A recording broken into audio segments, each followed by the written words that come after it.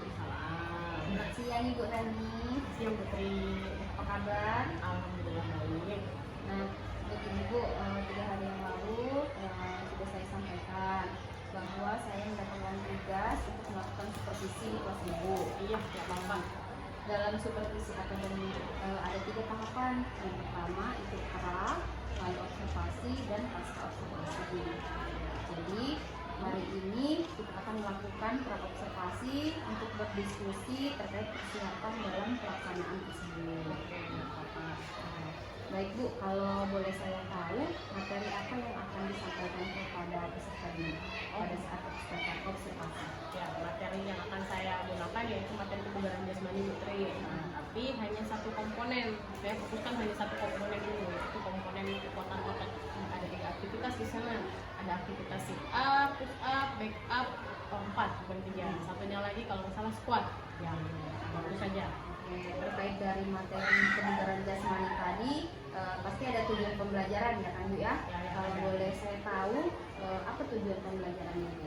Kalau tujuan pembelajarannya saya memfokuskan yang pertama anak-anak itu bisa atau mampu memahami apa sih yang dimaksud dengan kekuatan otot itu, kemudian aktivitasnya itu seperti apa saja. Nah, yang selain mereka mampu memahami, saya juga pengennya anak-anak itu mampu mempraktekkan kegiatan dari sit up, back up, push up, maupun squat tersebut. Nah, dalam pelaksanaannya itu tadi saya juga yang terakhir itu pengennya tujuan pembelajaran ini yang saya akan praktikkan itu anak itu mampu menerapkan profil pelajar Pancasilanya juga ketika dalam proses pembelajaran. Mungkin hanya 3 tujuan pembelajaran. Oke, luar biasa sekali ya. Dari tujuan pembelajaran tadi, apa yang ingin dikembangkan? Dari tujuan pembelajaran itu tadi saya pengen mengembangkan ketika dalam proses pembelajaran anak-anak itu mampu menciptakan kondisi pembelajaran yang kondusif, baik mereka aktif dalam berpartisipasi, aktif mempraktekkan, kemudian bisa atau mampu saling menghargai ketika proses pembelajaran berlangsung. Seperti itu. Ya. Nah, apa yang sudah Ibu persiapkan untuk supervisi nanti? Salah satunya yang utama saya pasti menyiapkan modulnya saya sudah melakukan modifikasi dari beberapa referensi yang saya dapat. Kemudian saya juga menyiapkan beberapa media pembelajaran. Salah satunya saya menyiapkan juga lembar pengamatan, kayak gitu kan, lembar pengamatan anak-anak ketika praktek. Jadi mereka tidak hanya mempraktekkan, tapi mereka ada tugasnya atau tasknya mereka yang harus dilakukan. Nah, selain itu juga saya juga menyiapkan media yang interaktif, gitu seperti PowerPoint, video pembelajaran yang bisa mereka nikmati atau mereka dapat informasi bukan hanya dari saya. Alhamdulillah. Lalu metode atau strategi apa yang digunakan pada saat pembelajaran? Metode atau strategi yang saya pakai yaitu problem based learning. Jadi anak-anak itu nanti saya kasih sebuah permasalahan. Nah, saya minta mereka menganalisis, mengerti dan memahami, kemudian mereka mencari solusinya. Kira-kira kapan Ibu akan melaksanakan proses pembelajaran tersebut? Observasinya kapan Bu? Observasinya akan saya lakukan besok. Ya, oke. Jadi besok saya akan melakukan supervisi di kelas Ibu. Ya. Kemudian setelah itu kita adakan percakapan kembali ya Bu, yaitu pasca observasi. Nah, dari percakapan kita hari ini apa yang Ibu dapatkan? Yang saya dapatkan dari percakapan kita hari ini itu bisa menggali dan mengetahui sudah sampai mana sih persiapan saya, gitu kan, apa yang akan saya sampaikan ke anak-anak. Bagi saya juga obrolan seperti ini sangat bermanfaat karena ya tadi mengingatkan saya untuk melakukan refleksi sudah sampai mana persiapan saya. Baik Bu, terima kasih atas waktunya. Terima kasih sudah bersedia untuk berbincang. Sampai bertemu di kegiatan observasi besok. Assalamualaikum warahmatullahi wabarakatuh. Waalaikumsalam. Selamat siang anak-anak. Apa kabarnya?